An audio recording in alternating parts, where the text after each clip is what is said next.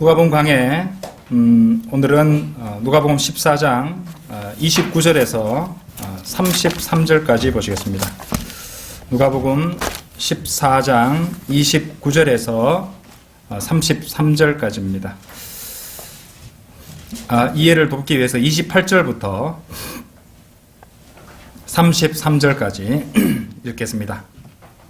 누가복음 14장 28절부터 33절까지 제가 읽겠습니다.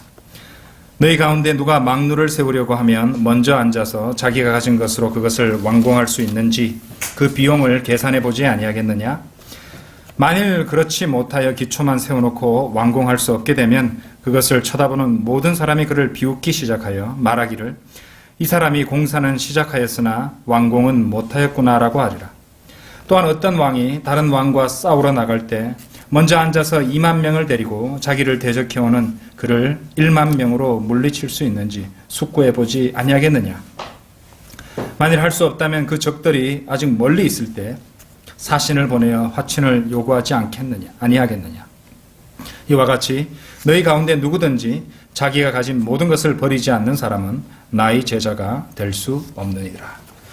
제자도 이 마지막 시간, 세 번째 시간입니다. 제목은, 제가 드릴 말씀의 제목은 그리스도를 위해 한 일들은 영원하다.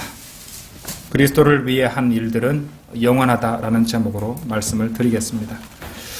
오늘 본문 말씀, 망루를 세우려는 사람과 또 어떤 왕과 싸우려고 군사를 데리고 나가는 그 두 가지 경우가 나오고 있습니다. 자, 이런 것들을 아우를 수 있는 이 경우를 오늘날의 예시로 설명해 보겠습니다. 어떤 사람이 구원을 받습니다. 그리고 사람들은 이제 구원받은 그 사람에게 어떤 변화를 기대하게 됩니다. 그는 침례를 받고 교회의 회원으로 등록하게 됩니다. 그리고 자신의 생활을 정결하게 하고 그리스도를 증거하기까지 시작하게 됩니다. 그러다가 어떤 일이 일어나게 됩니다. 설교자에게 쓴뿌리가 생기고 또 화가 나서 자신의 임무를 태만하게 하기 시작합니다. 증거하기를 그만두게 되고 수요 기도회부터 빠지기 시작합니다. 그리고 주일 오후 예배를 빠지더니 나중에는 주일 오전 예배도 빠지게 됩니다. 그리고 결국에는 완전히 교회에 오지 않는 그런 경우가 됩니다. 대개 이렇게 성도가 백슬라이딩 하는 경우, 그죠? 실족하고 타락하는 경우는 이런 패턴을 따르게 됩니다. 그렇게 되면은요, 신앙을 잃어버리고 함께 어울려서는 안 되는 사람들과 어울리게 되고 해서는 안 되는 일들, 가서는 안 되는 곳에 가더니 또는 뭐 일확천금이나 쉬운 돈벌이를 찾다가 범죄에 연루될 수도 있겠죠. 그렇게 되면은 이제 감옥에 갇히게 되고 목사가 그 사람을 찾아서 와서 방문해야 되는 경우도 생긴다고 합니다. 르카만 목사님은 이제 그런 경우가 있다고 말씀 많이 하시는데, 우리나라는 잘 모르겠습니다. 어쨌든 그 사람의 신앙은 그렇게 고사해버리고 마는 것이죠. 세상은 교회에서 일어나는 그런 종류의 실족하고 타락하는 성도들을 보면서 비웃고 조롱합니다. 그런데 한번 생각해 보십시오. 구원받지 못한 세상이 그래도 구원받은 그 사람을 조롱하는 이유는 그 사람이 구원받지 않아서 조롱하는 것이 아니죠. 지난주에도 말씀드렸지만 그 사람에게 이 크리스찬 캐릭터가 형성되지 않았기 때문에 그리스도인다운 그런 태도라든지 성품이라든지 자세라든지 어떤 그런 기계라든지 이런 것들이 생기지 않았기 때문에 손가락질 하는 것입니다. 구원받은 구원 그렇다고 해서 이제 모범적인 그리스도인을 살지 않았다고 해서 그 사람이 한 번 받은 구원이 사라지거나 또 무효로 돌아가는 것은 결코 아닌 것이죠. 하지만 그 사람의 그리스도인으로서의 간증은 망가져 버리는 것이 형편없이 망가져 버리게 되는 것입니다. 우리나라에서 흔히 말하는 말 중에요. 남자는 군대를 갔다 와야 인간이 된다. 인간 구실을 할 수 있다. 이런 말들 많이 하죠. 어째서 그렇습니까? 요즘 군대는 제가 잘 모르겠습니다만은 적어도 제가 군생활을 할 때 그 정도만 해도 또 나이 드신 분들이 군생활을 할 때는 더욱더 군기가 엄했겠죠. 그 훈련소에서는요, 규율과 또 훈육을 강조하는 분위기가 분명히 있었습니다. 그래서 그 젊은이들은 그 안에서 필요한 그런 캐릭터를, 그런 자세를, 습관을 키울 수 있었어요. 이런 점에 있어서는 이 경쟁적인 스포츠도 마찬가지죠. 운동선수들이 훈련하는 거 보신 적 있습니까? 저는 제가 근무하는 직장에 이제 야구부가 있는데, 야구부 학생들이 훈련하는 걸 본 적이 있습니다. 코치들이 훈련을 시키는데, 이제 반복된 그런 동작을 계속해서 끊임없이 훈련을 시킵니다. 공을 굴려주면서 이 땅볼 같은 걸 처리하는 훈련을 하는데, 수십 번, 100번에 이르기까지 같은 동작으로 계속해서 녹초가 될 때까지 밀어붙이면서 훈련시킨 것을 본 적이 있습니다. 정말 대단하다고 생각을 했었어요. 그래서 한편으로 학생들이 그런 정신으로 공부를 한다면 얼마나 잘할 수 있을까, 그런 생각을 한 적이 있습니다. 만일 누군가가 그렇게 해서 운동선수로서 배우는 그런 어떤 습성이나 태도라든지, 또 군대에서 배우는 어떤 그런 태도라든지, 이런 것들을 그대로 주님을 섬기는데 적용할 수 있다면요, 그 사람은 분명 주님을 위해서 큰 일을 할 수 있을 것이라는 생각이 듭니다.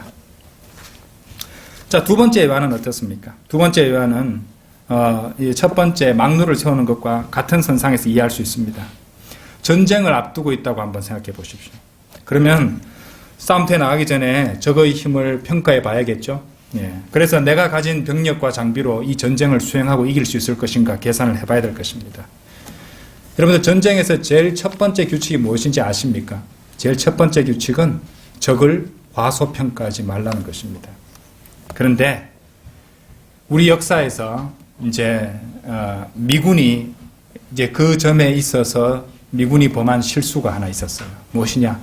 한국전 그리고 월남전에서 미군이 바로 적을 과소평가했던 것입니다.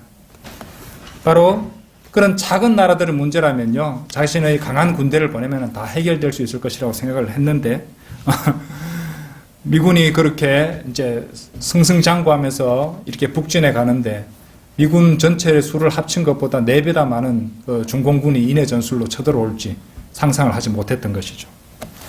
그리고 이라크에서도 마찬가지입니다. 이라크에서도 사담 후세인을 축출하고 다 끝날 거라고 생각을 했지만은 미군 젊은이들이 얼마나 많은 테러 공격으로 희생당했습니까? 그런 것들을 생각하지 않고 경계하지 못했던 그런 실수를 범했던 것이죠. 전쟁은요, 여러분들, 전쟁은 끔찍한 일이지만은 구원받은 그리스도인은요, 영적 전쟁에 그대로 이제 들어갔다고 생각을 해야 됩니다. 그만큼 제자도에 있어서 이 전쟁은 필수적인 부분입니다. 참으로 사실이에요. 주님을 따르려고 한다면요, 반드시 영적 싸움이나 전쟁이 일어나게 됩니다. 불가피한 요소가 되는 것이에요. 실로 성경은 이런 영적 싸움과 전쟁에 대해서 여러 가지 말씀을 주시고 있습니다. 몇 가지를 한번 직접 찾아보시도록 하죠. 디모데후서 한번 열어보십시오. 디모데후서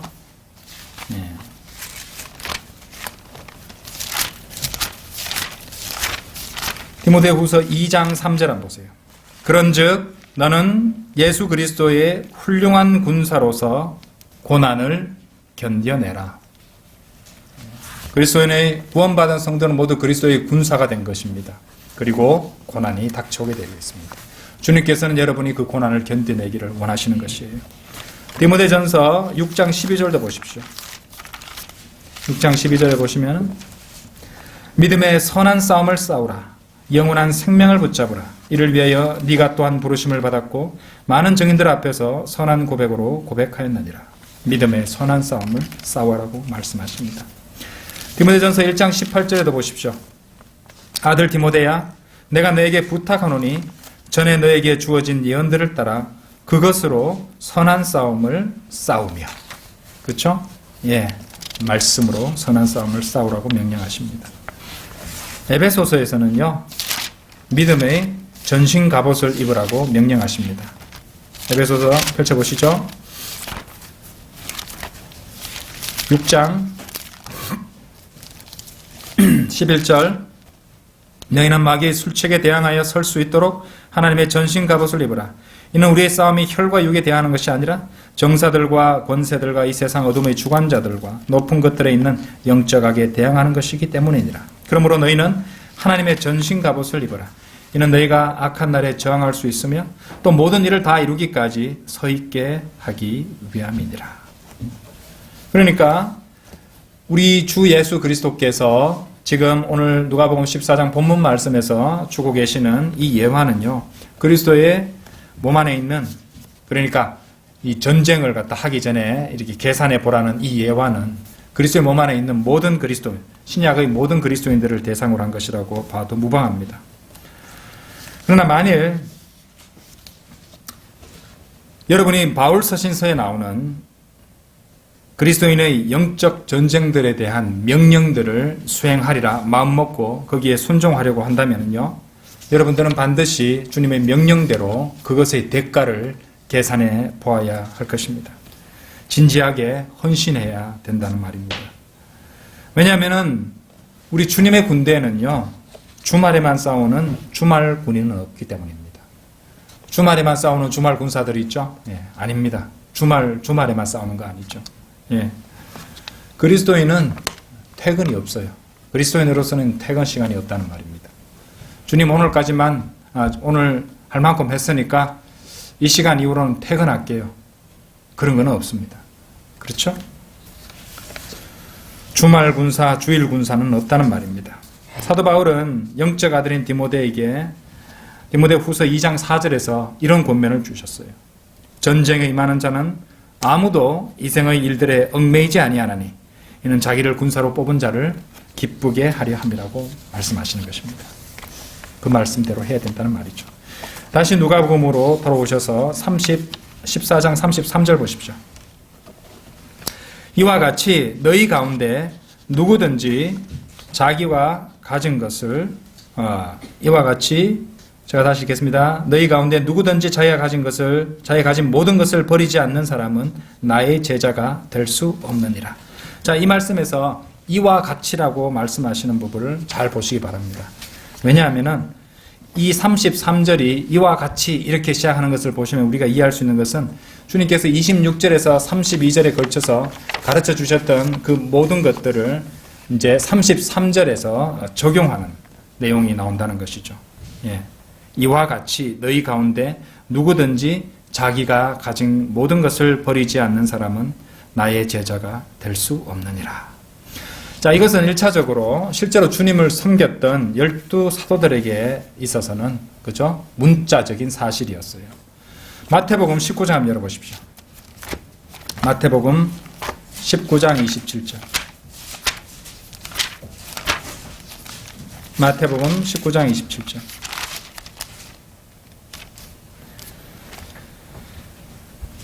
그때 베드로가 대답하여 말씀드리기를 보소서 우리는 모든 것을 버려두고 주님을 따랐나이다. 그러므로 우리가 무엇을 갖게 되겠나이까? 라고 하니 예수께서 그들에게 말씀하시기를 28절이죠. 진실로 내가 너에게 말하노니 나를 따르는 너희들은 인자가 자기 영광의 보좌에 앉을 새 세대에 너희도 12 보좌에 앉아 이스라엘 12지파를 심판하리라. 그렇죠? 천년왕국에서 그렇게 보상해 주시는 것입니다. 실제로 예수 그리스도의 제자들은 주님을 위해서 모든 것을 버리고 주님을 따랐고, 예수님은 마태복음 19장 28절 말씀대로 천년왕국에서의 그 상을 보장해 주셨다는 것이죠. 하지만 이제 방금 우리가 좀 전에 보셨던 누가복음 14장 33절의 말씀은요, 예언적으로도 적용이 가능합니다. 그러니까 대환란 때 적 그리스도로부터 도망해야 되는 유대인 제자들, 그들도 분명 자신의 가진 것을 모두 버려야 되는 상황에 처해질 것이기 때문입니다. 마태복음 펼쳐놓으셨죠? 24장 한번 가보십시오. 24장 15절. 그러므로 너희가 선지자 다니엘을 통하여 말씀하신 멸망의 가정한 것이 거룩한 곳에 선 것을 보리니 읽는 자는 깨달으라. 그때 유대에 있는 자들은 산들로 도망하라.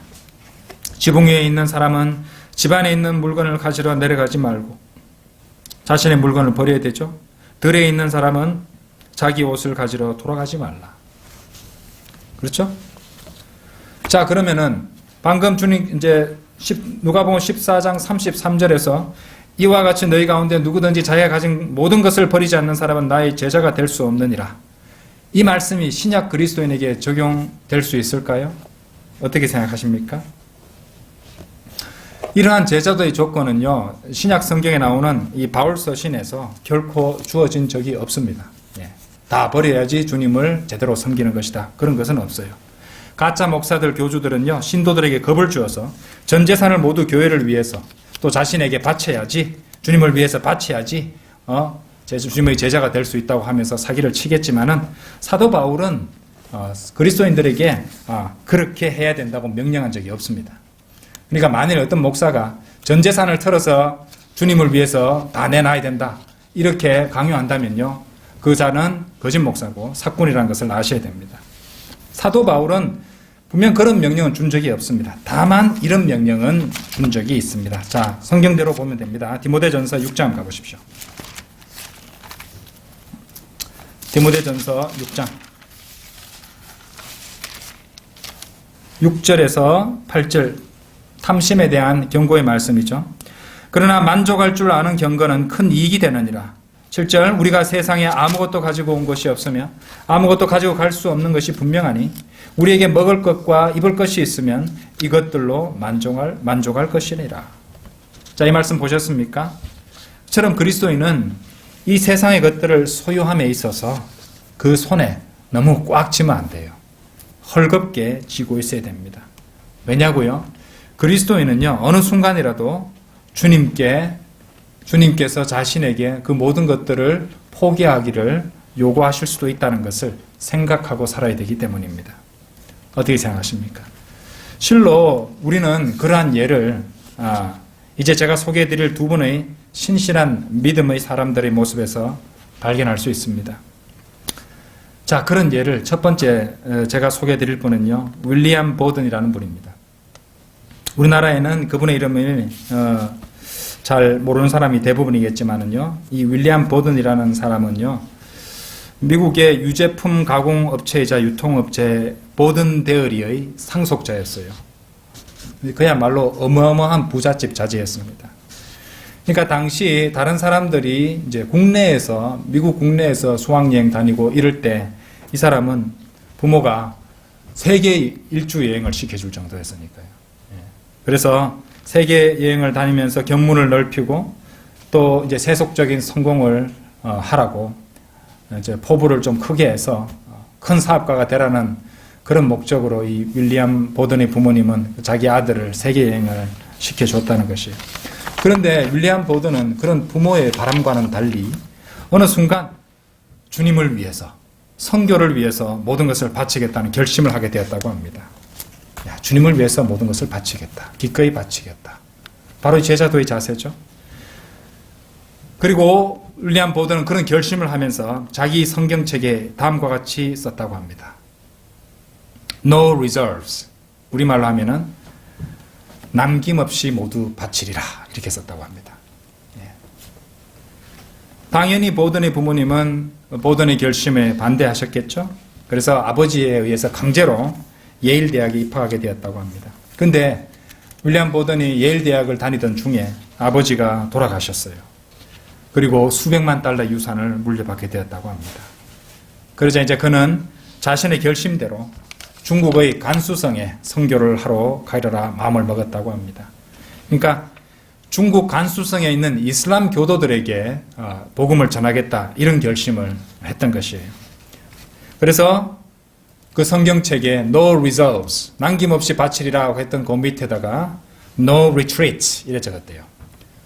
후퇴하지 않으리라, 그렇게 썼다고 합니다. 그래서 이제 이슬람 교도에게 선교사로 가서 복음을 전하려고 하니까 언어를 배워야 되잖아요. 그래서 그 결심 후에 아랍어를 배우기 위해서 이집트로 갔다고 합니다. 그런데 참으로 안타깝게도 아랍어를 배우기로 이집트에 가서 한 달 만에 척수막염에 걸려가지고 20나이의 젊은 나이로 사망하고 말았다고 합니다. 자신의 유언처럼 윌리엄 보드는 그 성경책에다가 다음과 같은 글귀를 마지막으로 써놨다고 합니다. No regrets. 후회 없는 삶이었다. 비록 젊은 나이에 주님 곁으로 갔지만 윌리엄 보드는 주님을 위해서 모든 것을 남김없이 바치리라 결심했었고 주님을 섬김에 있어서 결코 물러서지 않겠다는 각오를 실행했으며 이로 인해서 참으로 후회 없는 삶을 살 수 있었던 것입니다. 우리가 섬김에 있어서 주님을 섬김에 있어서 우리가 반드시 기억해야 될 귀한 지침이 아닐 수 없습니다. 저번에도 제가 한번 소개해드린 거기 선교사님이 있었죠. 그 에콰도르의 아우카 인디안들에게 복음을 전하러 갔던 짐 엘리엇 선교사와 세인트 형제 기억하시죠? 복음을 전하려고 그 땅에 발을 내딛기가 무섭게 창에 찔리고 그래서 죽고 말았잖아요. 하지만 주님께서는 그 마음을 받으신다고 하셨죠. 그죠? 어지간한 기독교의 이름난 목사들보다도 이 형제들이 훨씬 더 큰 상을 그리스도의 심판석에서 받게 될 것입니다. 없는 것을 받으시지 않으시거든요. 그 마음을 보시고 섬김의 마음을 주님께서는 보신다는 것입니다. 두 번째로 소개해드릴 분이 바로 찰스 토마스 스터드라는 분입니다. 통상 C.T. 스터드로 알려진 분인데요. 인터넷에 있는 백과사전에서 옮겨온 그분의 이야기를 잠시 소개해드릴게요. 이분은 삼형제 중 막내로 태어났다고 합니다. 캠브리지 대학의 유명한 크리켓 선수로도 활동했대요. 1875년 이 찰스 스터드가 15살 때 인도와의 무역으로 거부가 된 그의 아버지가 D.L. 무디의 설교를 듣고 회심하면서 그 다음에 그도 그리스도인이 되었다고 합니다. 하지만 그의 형 조지가 위독하게 되면서 세상의 명예와 찬사에 의구심을 갖게 되었고 무디 목사의 설교를 들으면서 자신의 진로를 고민하게 되었다고 합니다. 그래서 그는 대학 졸업 후에 허드슨 테일러와 함께 중국 복음화를 위해 일하기로 결심했고 1885년에 다른 캠브리지 대학의 6명과 함께 중국으로 떠나면서 유명한 캠브리지 7인으로 알려지게 되었다고 합니다.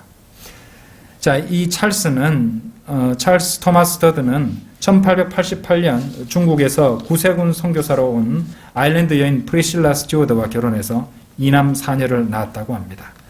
그는 아버지가 돌아가시고 받은 막대한 유산을 무디 신학교 그리고 그 아들의 아버지인 조지 뮬러 그리고 구세군 사업에 기부했다고 합니다. 그 막대한 재산을 모두 주님의 일을 위해서 아주 꼭 필요하고 훌륭한 사역에만 기부를 했었죠.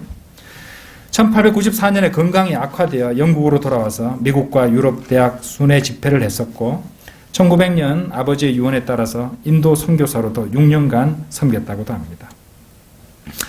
이분은 1908년에 리버풀에서 식인종들도 선교사를 기다린다라는 포스터를 보게 되었고 아프리카에 그리스도를 전하러 가는 사람이 없다는 것을 깨닫자 53세가 되던 1913년에 병으로 쇠약해진 몸을 이끌고 아프리카로 떠나 18년 동안 벨기에령인 콩고에서 사역을 했다고 합니다.